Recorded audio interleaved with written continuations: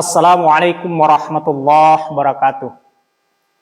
Alhamdulillah, alhamdulillahilladzi arsala rasulahu bil huda wa dinil haqq liyuzhirahu 'alad dini kulli walau karihal musyrikun.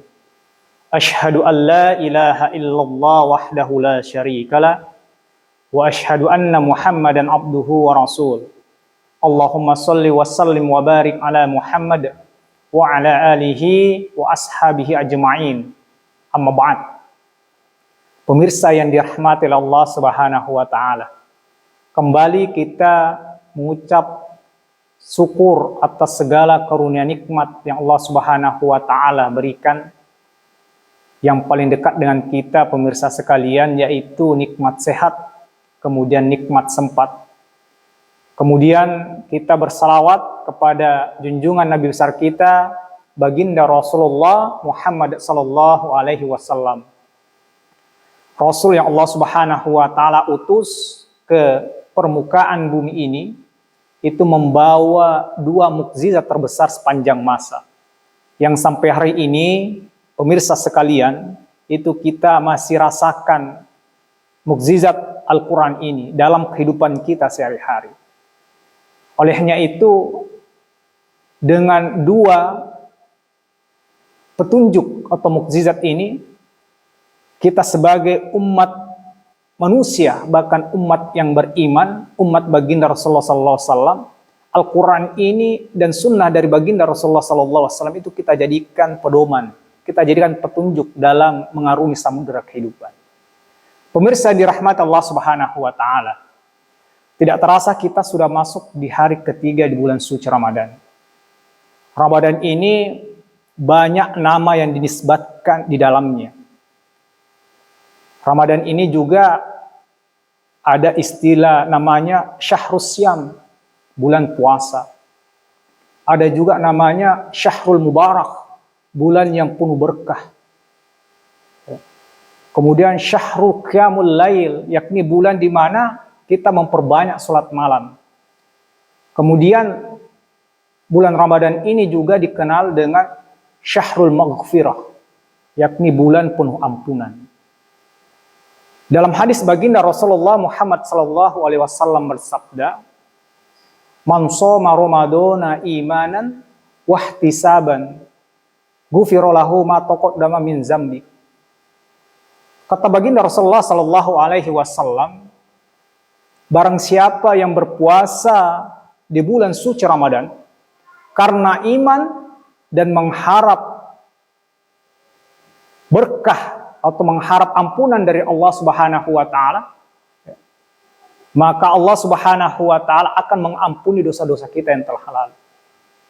Pemirsa yang dirahmati Allah Subhanahu wa taala, apa syarat sehingga kita masuk di bulan suci Ramadan ini sehingga kita diampuni Allah Subhanahu wa taala? Yang pertama pemirsa dirahmati Allah Subhanahu wa taala adalah kita perbaiki niat. Jadi sebelum masuk bulan suci Ramadan maka perbaiki niat kita. Kita bergembira datangnya bulan suci Ramadan.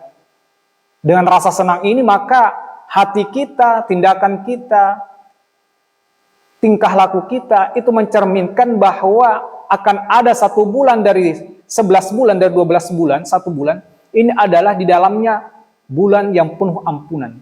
Makanya itu ketika sebelum masuk bulan suci Ramadan, perbaiki niat, memperbanyak amalan-amalan, memperbanyak ilmu pengetahuan kita, untuk bekal kita nanti masuk di bulan suci Ramadan. Makanya niat dulu diperbaiki jamaah, dimuliakan Allah Subhanahu wa taala.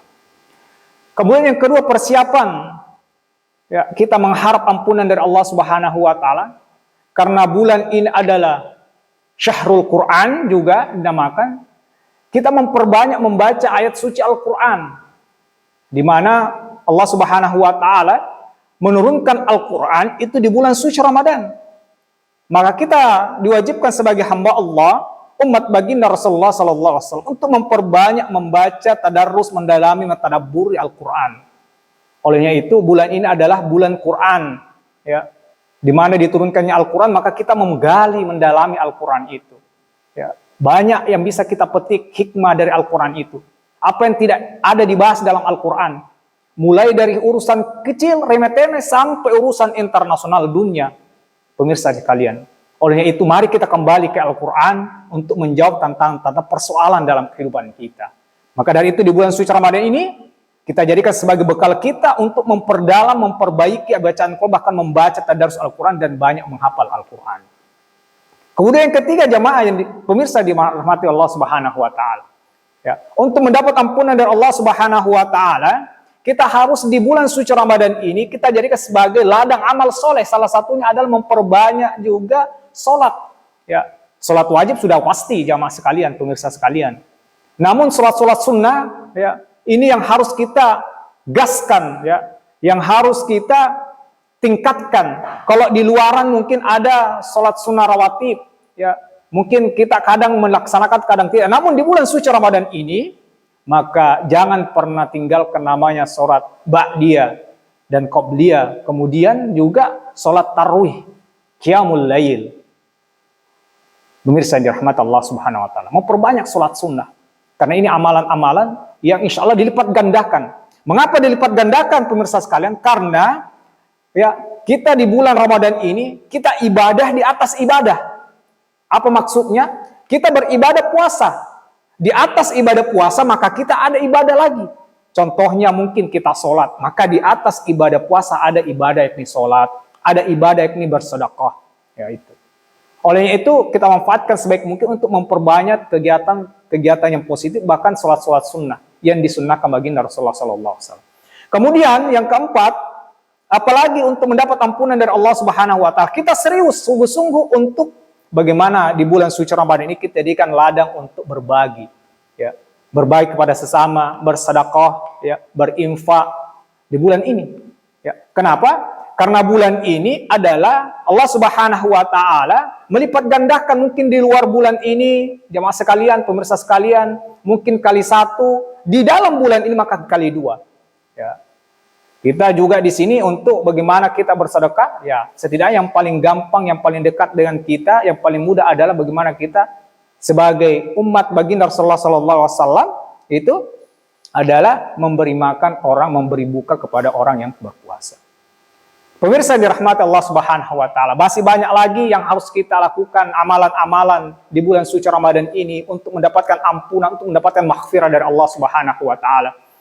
Demikian mungkin pemirsa yang dirahmati Allah Subhanahu wa taala, karena waktu kita mepet, insyaallah kita akan bahas nanti di episode selanjutnya. Karena waktu kita 7 menit. Olehnya itu, marilah kita di bulan suci Ramadan ini kita memperbanyak amalan-amalan, memperbanyak bagaimana kita meraih namanya ampunan dari Allah Subhanahu wa taala, agar di bulan suci Ramadan ini tidak ada waktu yang sia-sia, tidak ada waktu yang terlewat dari ibadah-ibadah, amalan-amalan yang dicontohkan baginda Rasulullah sallallahu alaihi wasallam. Demikian fastabiqul khairat. Assalamualaikum warahmatullahi wabarakatuh.